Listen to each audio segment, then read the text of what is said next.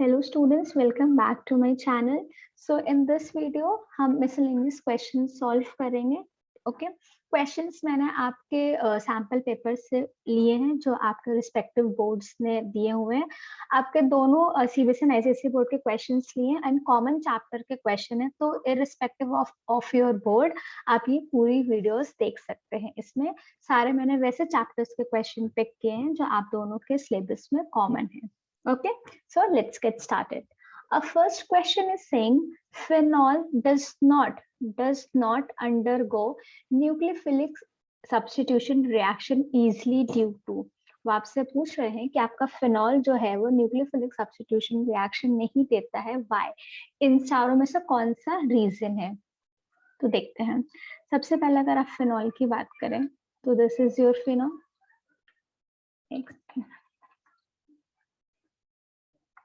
This is your phenol. Okay, चलें हम इसका रेजोनेंस स्ट्रक्चर बनाते हैं, इसका रेजोनेटिंग स्ट्रक्चर्स बनाते हैं. तो अगर आप इसका रेजोनेटिंग स्ट्रक्चर बनाएंगे तो ये इधर आएगा, ये इधर जाएगा. ठीक है,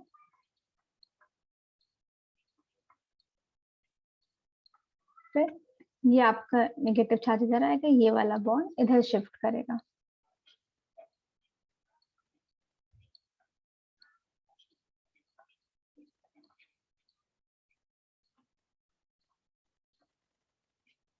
And after this will go there and ये वाला इधर चला जाएगा. ये है आपका रेजोनेटिंग स्ट्रक्चर.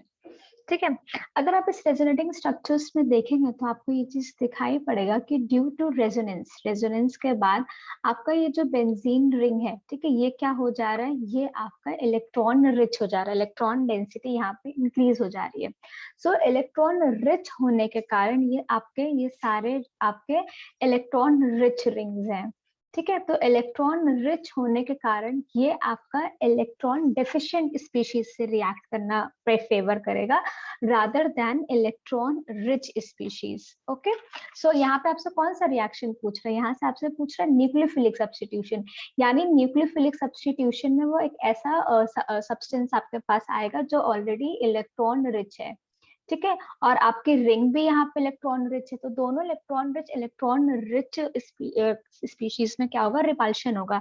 दैट्स व्हाई आपका ये न्यूक्लियोफिलिक सब्स्टिट्यूशन रिएक्शन नहीं प्रेफर करेगा. बट अगर आप यहाँ पे इलेक्ट्रोफाइल लाओ, ठीक है, अगर आप यहाँ पे इंस्टेड ऑफ न्यूक्लियोफाइल अगर आप एक इलेक्ट्रोफाइल लाएंगे, इलेक्ट्रोफाइल क्या है, इलेक्ट्रोफाइल आपका इलेक्ट्रॉन डेफिशिएंट है. ओके, सो आपका रिंग इलेक्ट्रॉन रिच है एंड आने वाला स्पीशीज आपका इलेक्ट्रॉन डेफिशिएंट है, तो ये आराम से इजीली रिएक्शन करेगा एंड फेवर भी करेगा रिएक्शन. तो यहाँ से हमने ये कंक्लूड किया कि जो आपका फिनॉल होता है वो न्यूक्लियोफिलिक सब्स्टिट्यूशन फेवर नहीं करता, it favours electrophilic substitution. Let's see इनमें से कौन सा रीजन होगा. एसिडिक नेचर ऑफ फिनॉल, इसमें तो हमने कोई बात ही नहीं की. पार्शियल डबल बॉन्ड कैरेक्टर, देखिए रेजोनेंस है, ठीक है, सर प्रॉपर ऐसे ड्यू टू रेजोनेंस नहीं दिया हुआ है, तो आप यहाँ पे देखेंगे रेजोनेंस के कारण आपके कार्बन एंड ऑक्सीजन में पार्शियल डबल बॉन्ड कैरेक्टर आ रहा है. तो आप इसको ऑप्शन को मार्क करेंगे. Option B is your right answer. Okay, चलिए लेट्स मूव फॉरवर्ड. ये आपका सॉलिड स्टेट का क्वेश्चन है. ठीक है, it is saying metal M एक मेटल है जो कौन सा स्ट्रक्चर फॉर्म कर रहा है, सीसीपी. ठीक है, और उसका ऑक्साइड है वो हाफ ऑक्टाहेड्रल वॉइड में है एंड हाफ टेट्राहेड्रल वॉइड में है. What is the formula of the oxide? आपको इन चारों में से बताना है कि कौन सा आपका फॉर्मूला होगा ऑक्साइड का. चलिए, आपका मेटल क्या कर रहा है, metal forms CCP structure. Okay, तो देयरफॉर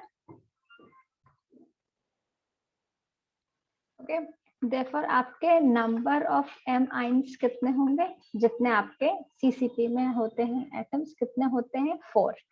ठीक है, अब आपसे कह रहा है oxide. Oxide means oxygen. Oxygen क्या आपका ऑक्युपाई कर रहा है, oxide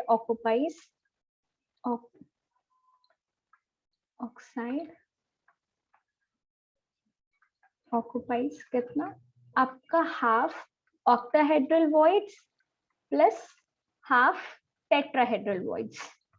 Okay, tetrahedral voids.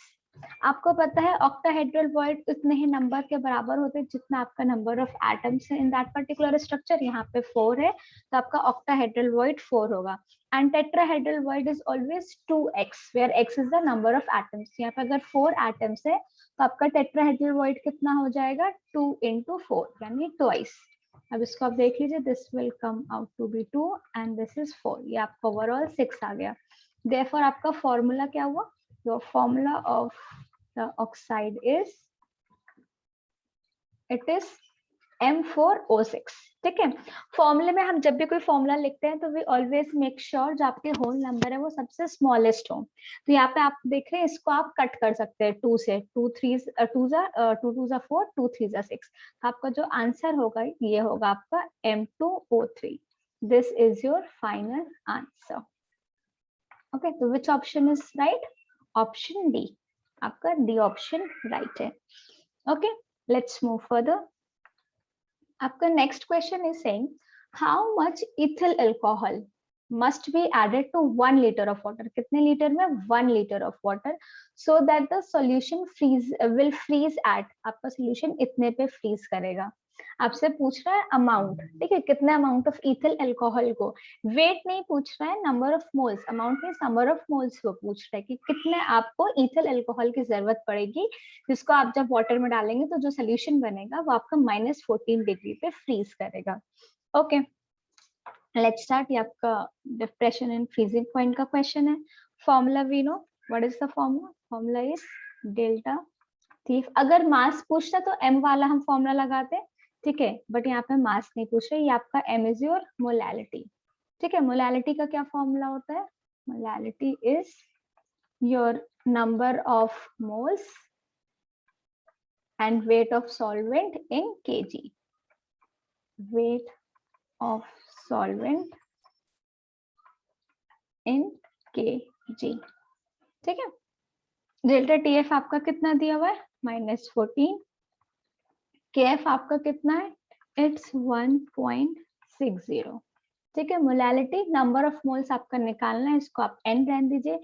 Weight of solvent, solvent आपका क्या है? सॉल्वेंट आपका वाटर है और उसका kg में, बट यहाँ पे लीटर में दिया हुआ है तो आपको पता होना चाहिए 1 litre is equal to 1 kg। ठीक है, तो यहाँ पे आप लिख सकते हैं 1 kg, ठीक, क्योंकि 1 लीटर इक्वल्स टू 1 kg। अब जब आप इसको सॉल्व करेंगे तो your answer will come out 7.5। तो आपका सही ऑप्शन इज ए। ठीक है, यहाँ पे बस आपको ये यूनिट कन्वर्जन पता होना चाहिए था कि 1 litre equals to 1 kg। Otherwise आप इसी में कंफ्यूज रह जाते कि यहाँ पे तो kg में चाहिए था और इन्होंने लीटर में दे रखा है। ठीक है, तो कुछ आपको यूनिट कन्वर्जन का भी आइडिया होना चाहिए। यहाँ पे आपका बस ये वाला यूनिट कन्वर्जन इन्वॉल्व था, that 1 litre equals to 1 kg। I hope ये क्वेश्चन आपको समझ में आया होगा। Let's move forward. Okay, so which of the following xenon fluoride of xenon cannot be formed? इसमें आपको जितने भी xenon fluoride दिए हैं इनमें से वो ये पूछ रहे हैं कि कौन सा नहीं बन सकता है। एक करके बना के देखते हैं। सबसे पहले तो xenon की बात करते हैं, कितने आउटर मोस्ट और इलेक्ट्रॉन होंगे? 1 2 3 4 5 6 8। ठीक है, आप पहला बना के देख रहे हैं, कितना? 2 आप फ्लोरीन से जोड़ दीजिए। ठीक है, आपने फ्लोरीन को जोड़ दिया, आपके पास इतने लोन पेयर बने। क्या हाइब्रिडाइजेशन है? sp1 p2 p3 d, sp3d। ठीक है, sp3d का क्या स्ट्रक्चर होता है आपका? sp3d का आपका होता है स्ट्रक्चर ट्राइगोनल बाय पिरामिडल। तो आपको पता है कि ये बनेगा तो इसी तरह ट्राइगोनल बाय पिरामिडल में। अब आपको लोन पेयर एंड फ्लोरीन की पोजिशनिंग देखनी है। फ्लोरीन आपका यहाँ पे होगा एंड लोन पेयर आपके इक्वेटोरियल बॉन्ड्स पे होते हैं। ठीक है, तो ये वाला तो आपका xenon fluoride पॉसिबल है बनना, इसको तो हमने बना दिया। लेट्स सी दूसरा वाला, B is what? B is XeF4। फिर से फ्लोरीन देखिए, xenon देखिए, सॉरी, 1 2 3 4 5 6 7 8 1 2 एक फ्लोरीन, फिर ये एंड दिस, 2 लोन पेयर आपके पास बचे। क्या हाइब्रिडाइजेशन आ रही है? sp1 p2 p3 d1 d2, sp3d2। sp3d2 का कौन सा स्ट्रक्चर होता है? It's octahedral.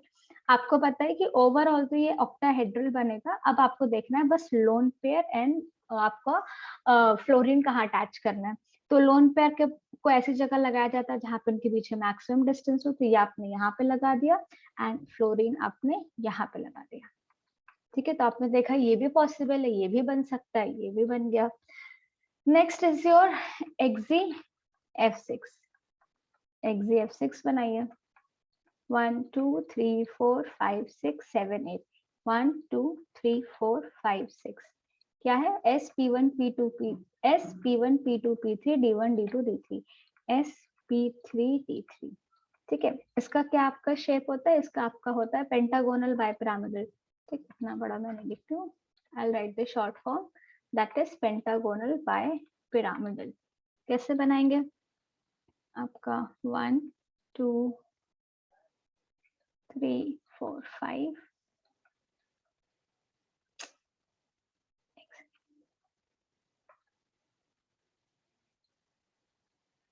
यू एंड एक ये लोन पेयर आप इस वाले पोजीशन पे लगाएंगे एंड फ्लोरीन 1 2 3 4 5 एंड 6।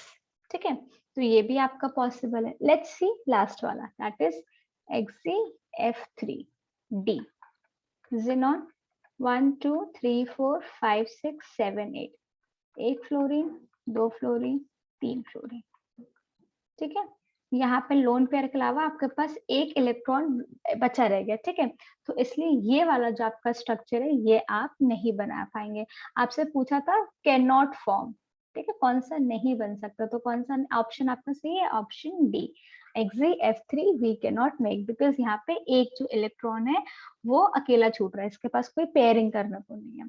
ठीक है, okay, let's move to next question. Next question आपसे कह रहा है क्लोरीन रिएक्ट्स विद, आपका क्लोरीन अगर आप कोल्ड एंड डाइल्यूट NaOH से रिएक्ट कराएंगे तो आपको क्या मिलेगा?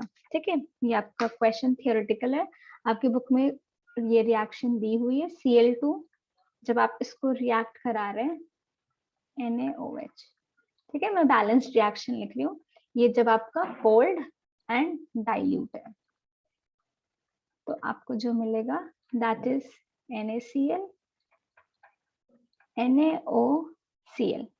ठीक है, क्लोराइड ये मिलेगा हाइपोक्लोरेट एंड फिर H2O। ठीक, विच ऑप्शन इज राइट? दिस। ठीक है, आपके सैंपल पेपर में इट इज NaClO लिखा हुआ है बट एक्चुअली NOCl भी है, तो आप कंफ्यूज मत होना, दोनों राइट है। ठीक, तो option C is the right answer. ठीक, ओके, इन केस आपका जो ये NaOH है जो इस वक्त आपसे पूछा गया कोल्ड एंड डाइल्यूट में, इसका एक और रिएक्शन पूछते हैं।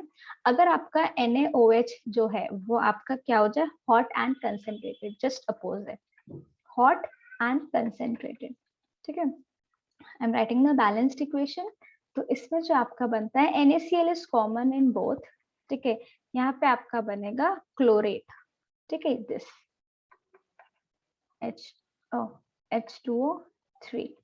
तो आप ध्यान से अगर देखें तो जब आपका कोल्ड एंड डाइल्यूट है तो ये बन रहा है, एंड जब आपका हॉट एंड कंसेंट्रेटेड है then this will form. Okay okay, ये आपका थियोरेटिकल क्वेश्चन था। Let's move to the next question. Your next question is saying कि the reaction of sodium alkoxide with alkyl halide gives ether and sodium halide। इस reaction को क्या कहते हैं? ठीक है, ओके, सोडियम एल्कोक्साइड मीन्स, ये आपका कोई हम एकदम जनरल फॉर्म लिख रहे हैं। ठीक है, जनरल स्ट्रक्चर लिख रहे हैं, ये आपका सोडियम एल्कोक्साइड है, इसको आप रिएक्ट करा रहे हैं एल्किल हैलाइड से। ठीक, ये मान लीजिए कोई आपके पास एल्किल हैलाइड है, इसको जब आपने रिएक्ट कराया तो होगा क्या? ये निकल जाएगा, दिस विल गो, आपका बन जाएगा ROR डैश। ठीक है, ये आपका ईथर है। तो इस रिएक्शन को, ये आपकी रिएक्शन होती है, ये आपकी विलियमसन्स रिएक्शन होती है, विलियमसन्स रिएक्शन। ठीक है, इसमें ये जो अटैक हो रहा है, ठीक, दो तीन बातें और पढ़ लेते हैं। This is your SN2 attack. ठीक, आपसे ये पूछ सकता है कि विच मैकेनिज्म या विच attack is taking place in Williamson reaction, तो इट इज SN2। ठीक है, दूसरी बात एक और यहाँ पे ध्यान रखने वाली बात है कि आपके जो इस रिएक्शन में जो अच्छा आपको मतलब यील्ड मिलता है या बेटर रिजल्ट मिलता है वो आपको तब मिलेगा जब आप प्राइमरी हेलाइट कंसिडर करेंगे। ठीक है, ये जो आपका हेलाइड है this halide should be primary. अगर आप प्राइमरी हेलाइट कंसिडर कर रहे हैं in this reaction, this particular reaction, तो आपको प्रोडक्ट जो है रिजल्ट जो है वो बेटर मिलेगा। इफ यू आर कंसिडरिंग, ठीक है, अगर आपने मान लीजिए टर्शरी हेलाइट कंसिडर कर दिया in case of tertiary, in case of tertiary अगर आपने टर्शरी हेलाइट कंसिडर किया तब आपका क्या बनता है, alkene is formed, alkene is formed. Okay, in case of tertiary halide जब आप टर्शरी हेलाइट कंसिडर करेंगे तो आपका जो ईथर है वो कभी नहीं बनता है। ठीक है, इसका रीजन क्या होता है कि आपका tertiary halide is already bulky and आपका ये जो सोडियम एल्कोक्साइड होता है इट हैज अ टेंडेंसी, ये आपके पास ये as a nucleophile and base दोनों की तरह कंसिडर मतलब एक्ट कर सकता है। तो आपका टर्शरी हेलाइट ऑलरेडी बल्की होता है, तो बल्कीनेस के कारण आपका जो ये एल्कोक्साइड होता है ये in the case of tertiary halide base की तरह काम करता है और जाके H प्लस को, बिकॉज अगर वो मान लीजिए ये आपका कोई एक टर्शरी हेलाइट है, ठीक है, ये आपका ऐसे करके आपके पास कोई टर्शरी हेलाइट है, ठीक है, ये ऑलरेडी बल्की है। अब अगर ये आपका एल्कोक्साइड एज अ न्यूक्लियोफाइल काम करना चाहेगा तो इसको क्या करना होगा, वो यहाँ पे जाएगा और इसको हटाएगा। ठीक है, तो ऑलरेडी इतना बल्कि होता है कि ये आपका अल्कोक्साइड एज अ न्यूक्लियोफाइल जाना अवॉइड करता है। ठीक है, इसकी जगह वो क्या करता है कि instead of acting as a nucleophile what it does, ये बेस की तरह काम करना प्रेफर करता है, बेस की तरह काम करता है और यहाँ से जाके वो H प्लस निकाल लेता है। ठीक है, और फिर ये निकल जाता है तो आपका यहाँ पे ऐसे करके एल्कीन बन जाएगा। ठीक है, दिस एल्कीन इज फॉर्म। तो यही आपका रीजन है कि जब अगर आप टर्शरी हेलाइड लेंगे तो आपका इन दिस विलियमसन रिएक्शन आपका प्राइमरी हेलाइड में आपका ईथर बनेगा, सेकेंडरी हेलाइड में आपका एल्कीन बन जाता है, because in case of tertiary halide, I am really sorry, in case of tertiary halide आपका जो एल्कोक्साइड होता है वो न्यूक्लियोफाइल की तरह काम कर, वो बेस की तरह काम करता है, not as a nucleophile. Okay, so that's all for this video. I hope आपके लिए ये हेल्पफुल होगा एंड आपको समझ में आया होगा। कोई डाउट होगा तो do let me know in the comment section. अगर आप कोई क्वेश्चन सॉल्व करवाना चाहते हैं then please mail me your question and please share this video with your friends and thank you so much for watching.